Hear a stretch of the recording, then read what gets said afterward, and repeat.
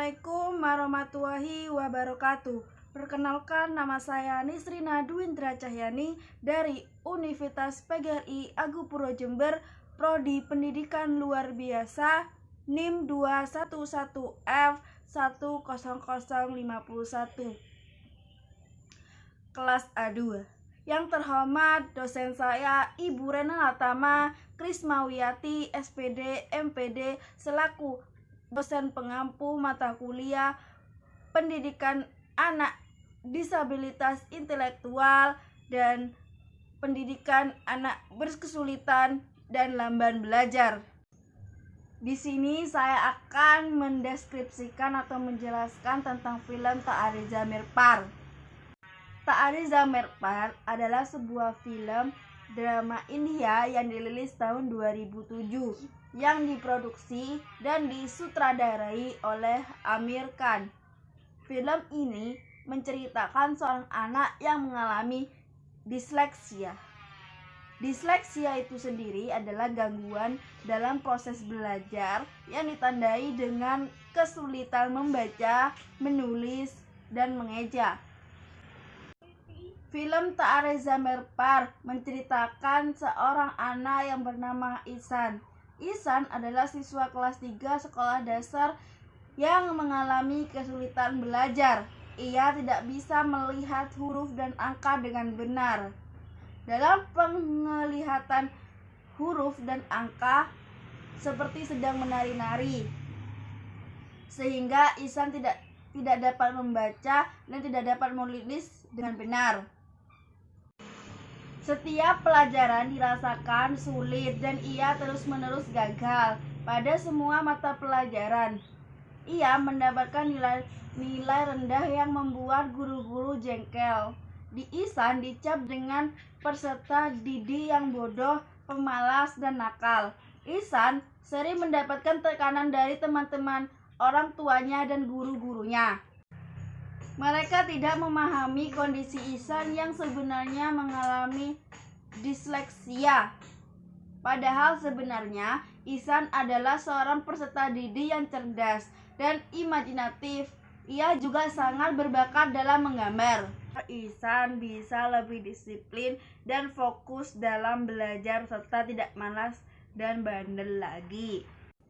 Setelah menerima laporan akademik semester pertama di kelas 3 SD yang sangat buruk, orang tua Ihsan mengirim ke sebuah sekolah berasrama dengan harapan agar Ihsan bisa lebih disiplin dan fokus dalam belajar serta tidak malas dan bandel lagi.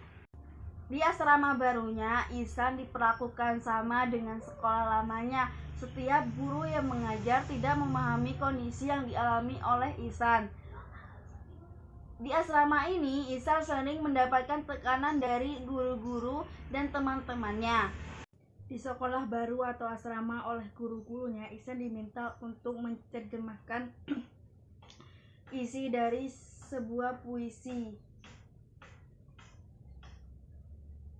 yang dibacakan teman-temannya, tapi gurunya tidak suka dengan pendapatnya. Padahal Ihsan menjelaskan puisi tersebut dengan sangat benar.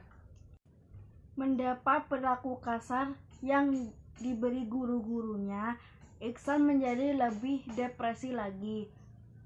Ia membuang buku-bukunya dan selalu merasa ketakutan. Ia merasa sendiri dan tidak percaya diri.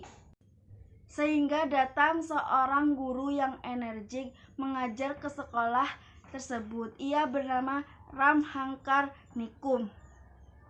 Ramhankar Nikum adalah seorang guru pengganti di sekolah dan juga mengajar di sekolah yang mengenangi anak kebutuhan khusus. Pada awalnya, Ram tidak begitu memperhatikan Ihsan, tapi kelamaan ia mulai memperhatikan Ihsan. Guru ini menemukan hal yang berbeda dari Ihsan. Dengan kesabaran dan kerja keras tanpa putus asa, Pak Guru ini mendampingi Ihsan.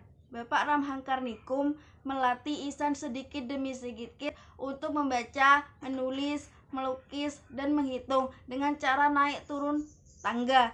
Hingga akhirnya Ihsan bisa memahami pelajaran dan menjadi seperti anak layaknya anak lainnya.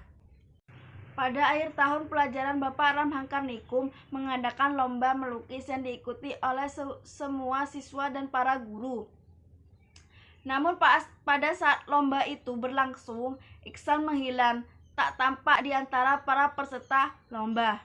Ramhangkarnikum mencari Ihsan dan menyanyikan sahabat Ihsan, Rajan Damodaran, tetapi dia tidak tahu di mana Ihsan berada. Akhirnya setelah lomba cukup lama, Ihsan datang untuk mengikuti perlombaan tersebut. Ihsan melukis dengan imajinasinya yang tinggi. Semua imajinasinya menyenangkan dalam keajaiban sehingga hasilnya tampak hidup dan berwarna. Tibalah saatnya para juri melihat karya para peserta lomba.